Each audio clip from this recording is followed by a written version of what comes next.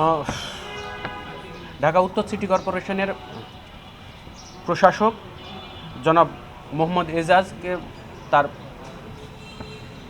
বিরুদ্ধে দুর্নীতি দমন কমিশন থেকে যে অভিযোগের অনেকগুলো অভিযোগের প্রেক্ষিতে তাকে তার বিরুদ্ধে অনুসন্ধানকারী কর্মকর্তা নিয়োগ করার প্রেক্ষিতে অনুসন্ধানকারী কর্মকর্তাগণ তাকে আজকে তার বক্তব্য প্রদানের জন্য দুর্নীতি দমন কমিশনে ডেকেছিলেন। তো তিনি তার অনেকগুলো বিষয় জানিয়ে তিনি মূলত কমিশনের সময় চেয়েছেন। আবার একটু যদি ক্লিয়ার করতেন যে তার বিষয়টাকে যদি একটু সুন্দর করে ক্লিয়ার করেন। রোল। ঢাকা উত্তর সিটি কর্পোরেশনের প্রশাসক মোহাম্মদ এজাজকে দুর্নীতি দমন কমিশনে আজকে তার বিরুদ্ধে কতকগুলো অভিযোগের প্রেক্ষিতে তার বক্তব্য প্রদানের জন্য ডেকেছিলেন অনুসন্ধানকারী কর্মকর্তা।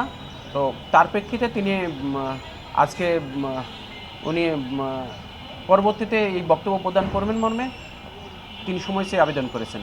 তার বিরুদ্ধে অভিযোগগুলো একটু যদি বলতেন। তার বিরুদ্ধে অভিযোগগুলো হচ্ছে ঢাকার মিরপুরে গাবতলী পশুরহাট ইজারা, ই রিক্সা প্রকল্প, বোরাক টাওয়ার বা হোটেল শেরাটন দখলভার, বনানী কাঁচাবাজার দোকান বরাদ্দ, Khilgaon Taltala super market parking স্থানে দোকান বরাদ্দ বা নির্মাণ ও বরাদ্দ এবং সিটি কর্পোরেশনের ভ্যান সার্ভিস সহ অনেকগুলো অভিযোগের প্রেক্ষিতে দুর্নীতি দমন কমিশনের তার বিরুদ্ধে একটি অনুসন্ধান চলমান।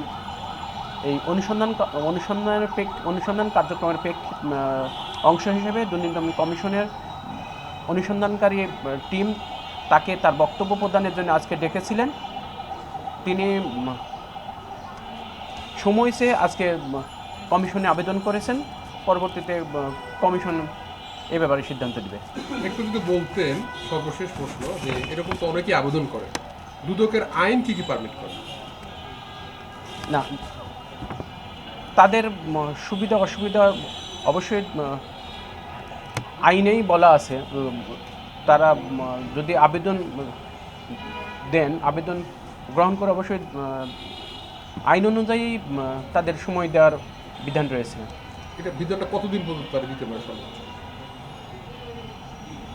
এখন সর্বোচ্চ যে সময়টা 15 কার্য দিবস, সম্ভবত 15 কার্য দিবস, এটা কম বেশি হতে পারে। ঠিক আছে। আবার কি করবো, লাগবে না 15 কার্য দিবস মেবি। আচ্ছা, না হলে আমরা দেবো না, সমস্যা নেই। ও তাহলে সর্বোচ্চ কত কার্য দিবস বা কী অবস্থা, কী কী নিয়ে এমনি একটু কথা বলবো। হ্যাঁ, এটা আসলে মূলত হচ্ছে যে ওনারও তথ্যগুলো সংগ্রহের বিষয় আছে। আর যেহেতু তার সময় পাওয়ার অধিকার আছে, উনি সময় চাইতেই পারেন। সেই প্রেক্ষিতে কমিশন সিদ্ধান্ত নেবে তাকে সময় দেওয়ার। উনি কি কোনো কজ দেখাইছে কি কি কারণে ওনার? আমি এখন পর্যন্ত চিঠিটা দেখিনি ভাই, হয়তো চিঠিতে উনি উল্লেখ করছেন বিষয়গুলো। বললাম ভাই, স্যারও থ্যাংক ইউ।